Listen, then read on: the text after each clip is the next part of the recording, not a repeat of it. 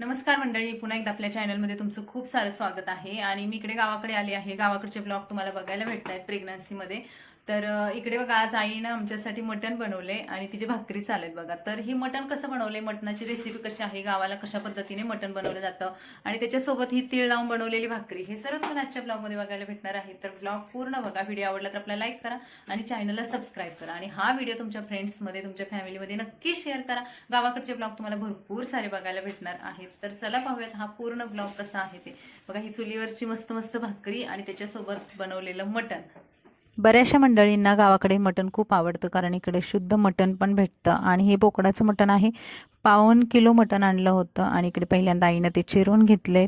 नंतर ते आपण आता बघणार आहोत त्याची रेसिपी. चिरून घेतल्यानंतर इकडे सुरुवातीला गॅसवरती कढई ठेवली आणि या कढईमध्ये लसूण आणि खोबरं यांचं जे काप केलेले आहेत तर ते पहिल्यांदा भाजून घ्यायचं. त्याच्यामध्ये थोडंसं तेल ओतायचं आणि हे छान तांबड्या रंगाचं म्हणजे लालसर होईपर्यंत थोडंसं भाजून घ्यायचं आहे. तर आता ही भाजून घेते, तोपर्यंत इकडे चहा पण ठेवलेला आहे. तर गावाकडील चहासुद्धा खूप वेगळा लागतो. तुम्ही बघाल इथे चरवीमध्ये दूध दिसतंय आणि हे आमच्या घरच्या म्हशीचं दूध आहे आणि त्याचा चहा इतका घट्ट बनतो, मस्त बनतो आणि त्याचा चवसुद्धा छान लागते. आता मी चहा पण पित नाही आहे, तर हे आईनं स्वतःसाठी चहा बनवलेला आहे. आणि इकडे आपलं चहा शिजून पण रेडी आहे बघा. चहाला उकळी आले किती छान घट्ट पांढरा शुभ्र मस्त असा चहा दिसतोय.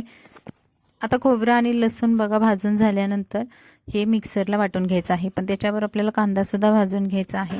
तर दोन्ही मिश्रण आहेत ते वेगवेगळे आपल्याला भाजून घ्यायचं आहे. कांदा वेगळा भाजायचा आहे बघा. कांदा वेगळा भाजण्याचं कारण म्हणजे कांदा जर लसूण आणि खोबऱ्यासोबत भाजला तर तो व्यवस्थित भाजला जात नाही, त्यामुळे हा सेपरेट भाजावा लागतो.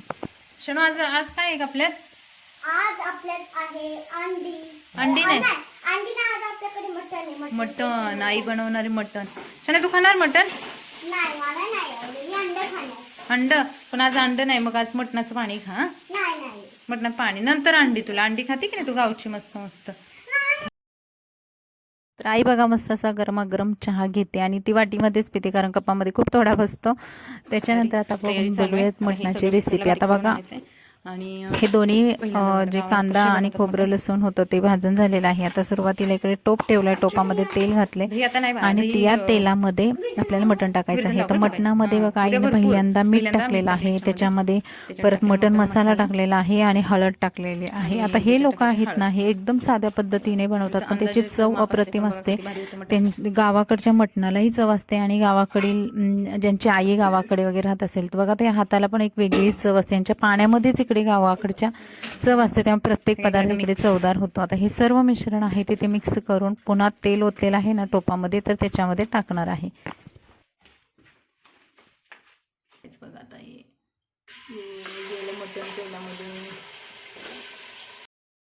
त्या मटणाच्या टोपावरती एक मोठं ताट ठेवले आणि त्याच्यामध्ये पाणी ठेवले, जेणेकरून खाली मटणला पण पाणी सुटतं आणि वरचं पाणी गरम झाल्यानंतर ते त्याच्यामध्ये ओतायचं असतं. आता हे जे आपण भाजून घेतलं होतं ते थोडंसं थंड व्हायला ठेवायचं. त्याच्यामध्ये गावाकडील मळ्यातली कोथिंबीर आहे आणि कोथिंबीर घातलेली आहे आणि जिरे सुद्धा घातलेले आहे. आता हे सर्व मिश्रण आपल्याला मिक्सरमध्ये बारीक करून घ्यायचं. बारीक करून झाल्यानंतर असा मसाला बनतो आणि हा मसाला आपल्याला आता मटणासाठी म्हणजे मटणाची जेव्हा भाजी रस्सा बनवतो आणि सुक्कं बनवतो त्यासाठी वापरायचं आहे. शिजते आणि इकडे भाकरी चुलीवरची बघा एकदम मस्त. आमच्या इकडे अशी समाधान चूल आहे ज्याचं धूर होत नाही घरामध्ये बिलकुल, आणि खूप मस्त वाटतं. एकदम गॅसवर स्वयंपाक करतो असं वाटतंय. तर बघा आई आता बाजरीची मस्त मटणासोबत भाकरी बनवते आणि ह्याला लावले तीळ. आता तिळाची भाकरी आणि मटण. आता ही सर्व तुम्हाला ताट परत पूर्ण बघायला भेटणार आहे. गावची भाकरी पण बघा किती चवदार असते ना, मस्त बाजरीची भाकरी त्याच्यावर तीळ. इकडे चुलीला मस्त असं जाळ लागलाय, लोखंडाचा तवा ठेवलाय, त्यातमध्ये थोडासा अंधार पडतोय समाधान चूल असल्यामुळे, पण धूर बिलकुल होत नाही. ते बघा झाली भाकरी पण लगेच करून गेली बघा तव्यावर. आता मस्त भाजेल ना, त्याला पापून राहील छानपैकी. इथे चुलीवरती भाकरीसुद्धा खूप पटपट होतात. लोखंडी तव्यावरची भाकरीसुद्धा खूप चवदार लागते. आता आजकाल आपण हॉटेलमध्ये जेवतो तेव्हा स्पेशली आपण गावरान किंवा गावाकडील मटण किंवा गावाकडील जे हॉटेल असतात अशा टाईपमध्ये हॉटेल शोधत असतो, तर तीच चव आपल्याला इथं घरी भेटते. तर बघा मटण शिजत आले, आई चेक करते आणि आता आपल्याला सुक्कं पण बनवणार आहे आणि पातळ पण. आता हे मटणच्या टोपामध्ये थोडंसं शिजत आलेलं आहे, ते एका बाजूला काढून घेतलं आणि टोपामध्ये पुन्हा तेल घालून त्याच्यामध्ये हा मसाला भाजून घेणार आहे आणि या टोपामध्ये, मोठ्या टोपामध्ये रस्सा बनवणार आहे.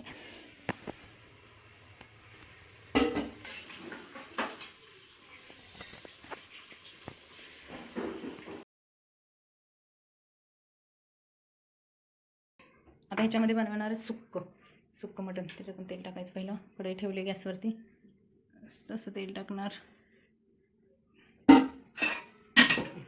त्याच्यामध्ये काय मसाला टाकलाय. त्याच्यात टाकणार आहे मटण मसाला आणि मग त्याच्यामध्ये मटण.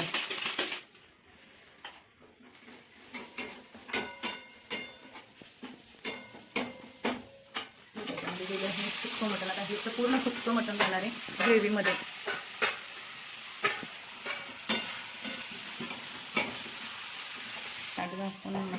वापरायला ठेवा बारीक गॅस.